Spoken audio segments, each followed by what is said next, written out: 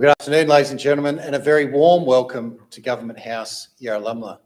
Dawa Nuna, Dawa Nunawel. I acknowledge the traditional owners of the land on which we meet, the Nunawel people, and pay my respects to their elders, past, present, and emerging leaders, and extend that respect to any Aboriginal or Torres Strait Islanders gathered here with us this afternoon. My name is Paul Singer, and I'm the Governor-General's Official Secretary. And as this badge signifies with its cross quills, I'm also the Secretary of the Council for the Order of Australia, the body which makes recommendations to the Governor-General, who is the Chancellor of the Order and the Principal Companion of the Order. I'm also the Secretary of the Australian Bravery Decorations Council, the body which makes recommendations to the Governor-General for bravery decorations. Before we start the ceremony this afternoon, I'd like to acknowledge among our distinguished guests, Air Vice Marshal Stephen Robertson, representing the Chief of Defence Force, Brigadier Damien Hill, representing the Chief of Army, Commissioner Rhys Kershaw, Commissioner of the Australian Federal Police, and Ms Vivian Palmer, representing the National President of the Order of Australia Association. Welcome. Notwithstanding the challenges presented by the pandemic, we are delighted to be able to proceed with this afternoon's ceremony in a COVID-safe way. We are grateful for your understanding of and compliance with the measures that we've put in place to ensure that we're able to proceed this afternoon. The Australian Honours System provides a wonderful mechanism through which we as a nation can recognise and celebrate ordinary Australians who are doing extraordinary things. Since its inception in 1975, almost 400,000 people have been recognised for their meritorious, bravery, military or national service. And the Order of Australia is the principal means of recognising outstanding service. And it's important to note that nominations come from all parts of the community. Anyone can nominate. Today is a special day, not only for the recipients, but also for your friends, your family and communities. It's a day when we celebrate a diverse range of impressive service and achievement. My Government House colleagues and I are privileged to play a small part in the recognition of that achievement, and we look forward to making this afternoon a day that you'll all recall with pride for some time to come. Shortly, I'll invite you to stand as Her Excellencies the Governor-General and Mrs Hurley enter the room and ask that you remain standing and join in the singing of the first verse of the Australian National Anthem. The investiture will then begin and proceed in the order listed in your programs. After I read their names and citations, the recipients will enter from the doorway on my right, and after they've been invested by the Governor-General, will return via the central aisle to take up their seats at the back of the room. And at this point, you might like to show your appreciation with a short applause. At the conclusion of the investiture ceremony, the Governor-General will say a few words, and after the ceremony is complete, I'll invite all of the recipients to join with Her Excellencies out on the state entrance stairs for an official photograph. And at this point, if I can just ask the guests to remain briefly in the room to assist with the departure of Her Excellencies and the recipients. So, ladies and gentlemen, would you please relax, enjoy this afternoon, and I hope it's a very special afternoon that you recall with pride for a long time. Would you please stand for the arrival of Her Excellencies, the Governor-General of the Commonwealth of Australia, and Mrs Linda Hurley, and the singing of the Australian National Anthem.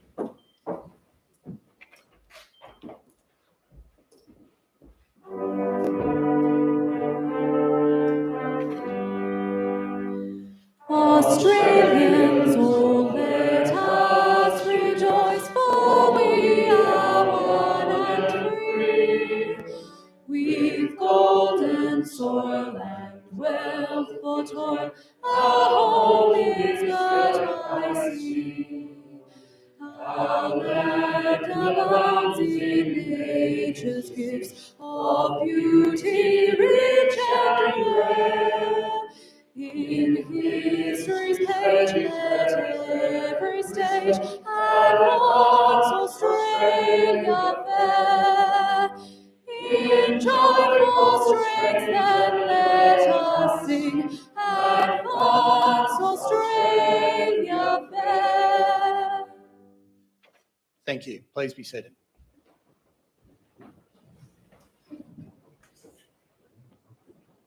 Well, good afternoon all. A very warm welcome from Linda and I and the staff at Government House to a very special occasion in the life of our recipients, of course, and their families today, but indeed of our nation, where we recognise people who have made significant contribution to community, to the national level, and indeed to the international level. I'd begin by acknowledging that Government House here at Yarralumla sits on the land of the Ngunnawal people. If you're a Canberran, you know what a beautiful part of the country this is, and we thank them for looking after it for us for generation after generation and pay respects to their elders past and present. This is, of course, a very special day. The house is all done up. The gardens are as good as they can in saturating rain, and we're all dressed up. The military's here in their finery and the police commissioner. That must tell us it's something important. And indeed, it is. As I say, we're here to celebrate and acknowledge significant, meritorious achievement to our country. But it is also a time to celebrate. So please relax. I've heard Paul tell you that. You're allowed to breathe, applaud at the appropriate times, and enjoy this very, very important occasion. Now, our honours and award system, which centres around the Order of Australia, was introduced in 1975 to replace the Imperial Award system. It has, I think, one important, perhaps unique characteristics of award systems around the globe, and that is ours is a bottom-up system. What do I mean by that? The recipients in the General Division, that's the Community Division, are nominated by fellow citizens in their community. Ours is not a system where an elite in Canberra, Melbourne, Sydney, elsewhere, reaches down and says, Bill, Bob or Jenny is doing a great job, I'm going to give them a medal. Each of the community recipients are here because someone in the community nominated them for their work. I want you to bear that in mind as we proceed with the ceremony, because I'm going to issue some homework to you following the awards part of the ceremony, and so pay special attention. And again, warm welcome. Please enjoy the afternoon. We are blessed in a sense that COVID has forced us into smaller numbers. So although it's a smaller number of recipients, it's a much more intimate environment, and Linda and I enjoy this, and we look forward to catching up with all of you following the formal part of the ceremony. Again, I will now commence the formal ceremony. Thank you.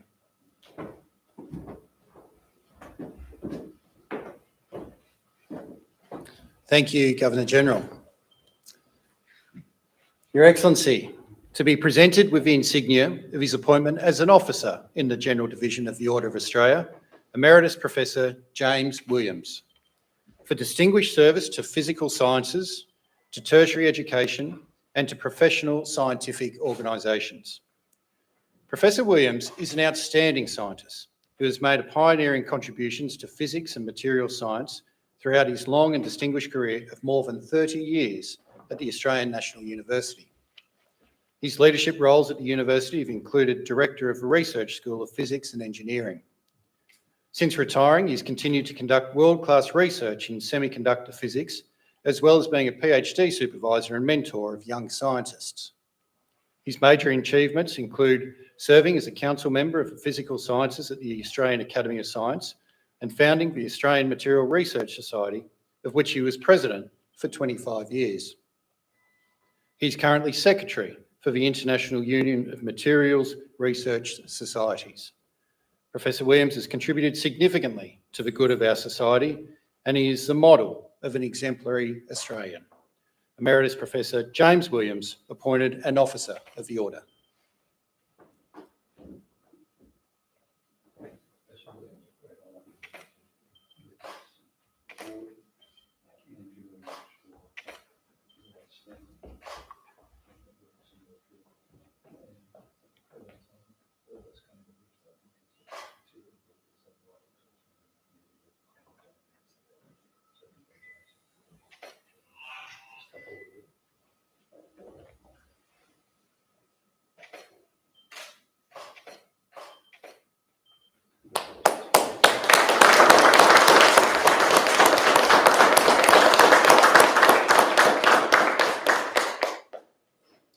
Appointed a member in the General Division, Mr. Ricky Stewart, for significant service to rugby league and to the community. Mr. Stewart is an icon in the sport of rugby league. He is well known as the current head coach of the Canberra Raiders in the National Rugby League. His other coaching achievements include the Australian national side, the New South Wales State of Origin team, and other clubs including the Sydney Roosters, the Cronulla Sutherland Sharks and the Parramatta Eels. A former player with the Raiders, he's also been an international rugby league and rugby union representative and also played in the state of origin for New South Wales. In 2011, inspired by the struggles of his daughter, he founded the Ricky Stewart Foundation, a charity which aims to raise awareness of autism and to assist carers and families. Mr. Stewart is an exceptional person. Not only is he a sporting legend, but his remarkable charitable work has helped transform the lives of families with children with disabilities. Mr. Ricky Stewart, appointed a member of the Order.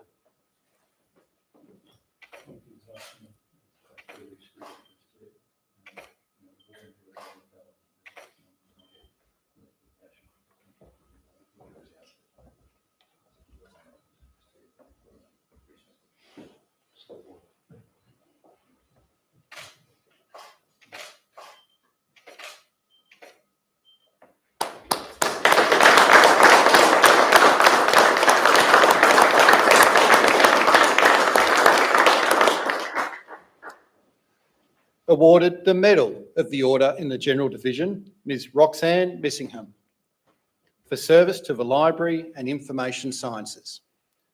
Ms. Missingham has made a notable contribution to the library and information industry over many years. She's enhanced the reputation of the profession by her work at senior levels in 3 major libraries: the National Library of Australia, the Commonwealth Parliamentary Library, and at the National Library. In her various roles, she's overseen significant progress in the library sector, championing open access to information, interlibrary sharing, and supporting the accessibility of library collections globally. Ms. Missingham has also continued to support the development of library education in the Asia-Pacific region through her work with establishing a digital toolset for library education at the University of Yangon in Myanmar. Ms. Roxanne Missingham, awarded the Medal of the Order.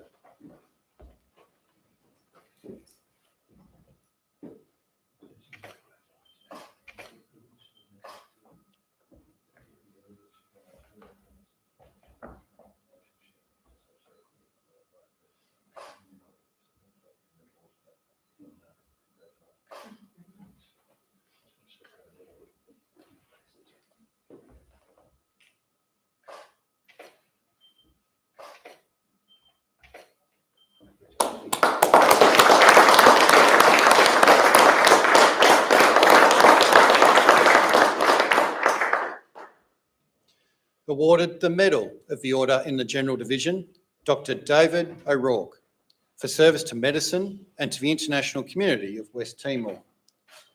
Dr. Orourke is a highly respected obstetrician in the Canberra region who has, throughout the past decade, delivered over 3,000 babies. He's also dedicated to newborns beyond Australia, generously contributing funding towards the construction and operation of a maternity hospital in West Timor. The Mother Ignatia Maternity Hospital, a 25-bed facility located in a small town, opened in 2016, and there are plans to double its capacity, allowing it to accept general admissions in addition to providing child and maternal health facilities. Dr. Orourke is the perfect example of someone who sees inequality and does something about it, and we acknowledge his commitment to improving the lives of those less fortunate. Dr. David Orourke, awarded the Medal of the Order.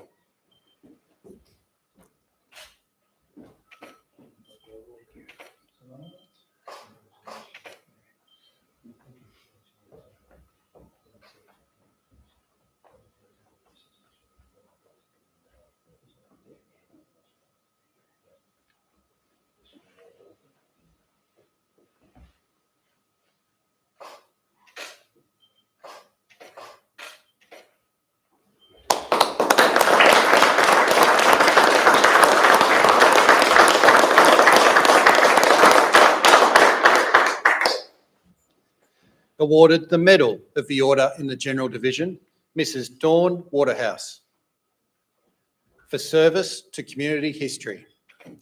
Mrs. Waterhouse has had a notable influence on the history, heritage and community life of Canberra for more than 90 years. Her main contributions have been through association of a former home, Calthorpe's House, her promotion of Wattle Day, and her participation as a source for publications on Canberra's social history. She's been an active member of many community groups and national institutions, particularly of the Mildenhall Photography Identification Project of the National Archives of Australia, and as foundation member of the National Museum of Australia. Mrs. Waterhouse has been an invaluable resource to improving the wider public's understanding and appreciation of the history of our nation's capital, and we are deeply indebted of her. Mrs. Dawn Waterhouse awarded the Medal of the Order.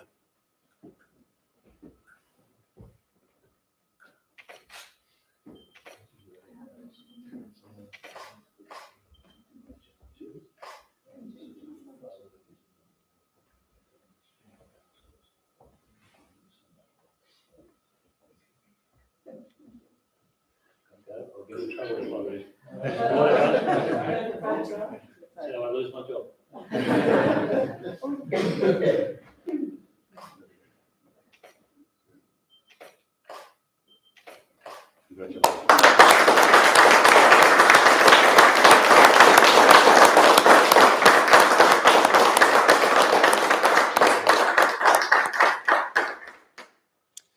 We move now to the Conspicuous Service Decoration. Awarded the Conspicuous Service Medal, Major Benjamin Mccaskill. For meritorious devotion to duty as a Staff Officer Grade 2 Force Modernisation, Headquarters Forces Command, and through the introduction into service of Project Land 121 into Forces Command. Major Mccaskill played a key role in the introduction into service of Project Land 121, a multi-billion-dollar program providing a fleet of field vehicles, modules and trailers. His skill in working across group boundaries to coordinate and influence a diverse network of stakeholders, both civilian and military, allowed him to establish a close-knit team that provided tangible benefit to the land mobility project. Despite the challenging circumstances of COVID-19 restrictions, he provided positive and pragmatic solutions to the issues he was presented, and his efforts resulted in a 96% delivery success rate of the Command's full-time entitlement of vehicles. Major Mccaskill's initiative and hard work have been vital to establishing and developing the land mobility capability within Forces Command and our Army. Major Benjamin Mccaskill awarded the Conspicuous Service Medal.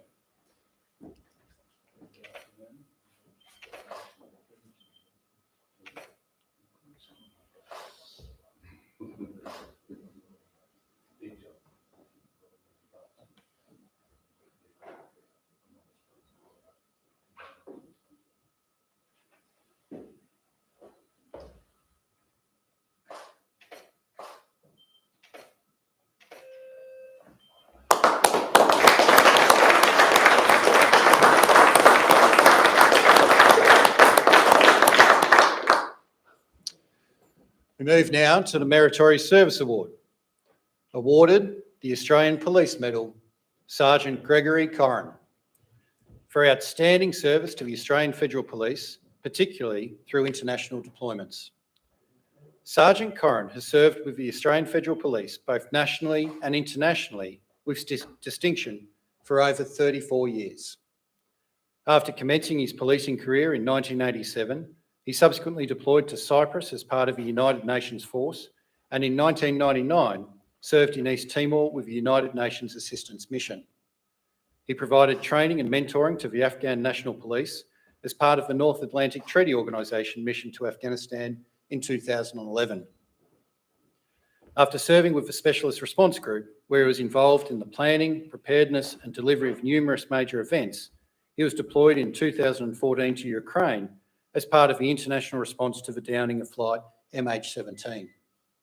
More recently, he rejoined the Close Personal Protection Section and is currently the team leader of the Governor-General's Protection Team. Sergeant Gregory Corrin awarded the Australian Police Medal.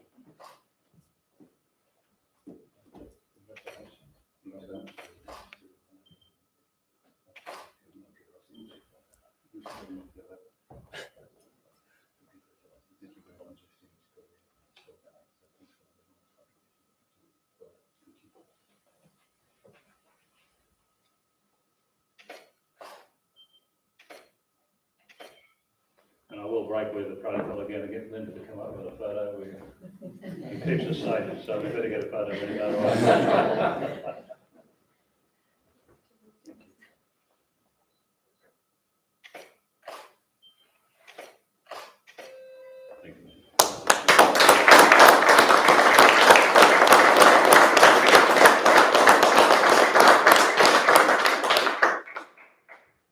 Your Excellencies, ladies and gentlemen, that concludes the presentations this afternoon.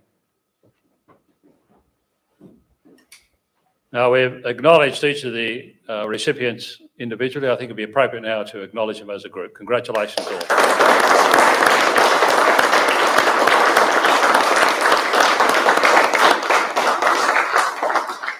Given our small numbers in this session, we have a small sample, of course, of the recipients who came out in the Queen's Birthday list. What we are trying to do is to improve the representation of how the Order of Australia reflects Australia. So across the board at the moment, we still only have 44% of recipients are women.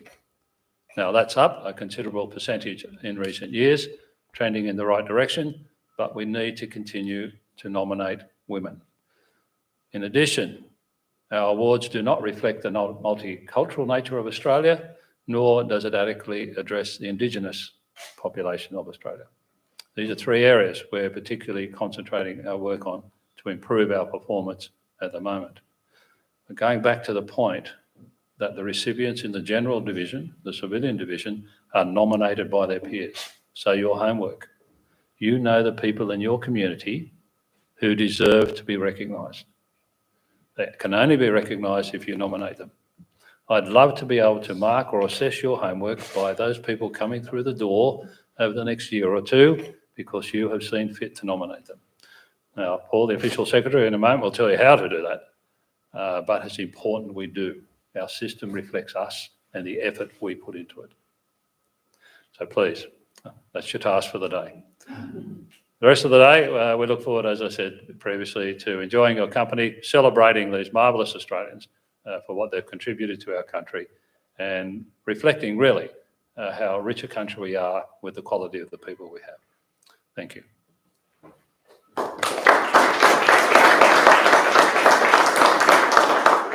Thank you, Your Excellency. Well, ladies and gentlemen, to assist with the homework that the Governor-General has said, I do encourage you to access the online nomination form, which is available on the Governor-General's website at www.gg.gov.au. It's a very simple process, and as the Governor-General has said, we look forward to welcoming those who have been successful through that process to a future investiture such as this. Now invite the recipients to join with Her Excellencies on the state entrance stairs for an official photograph. Would you please stand for the departure of Her Excellencies the Governor-General and Mrs. Hurley.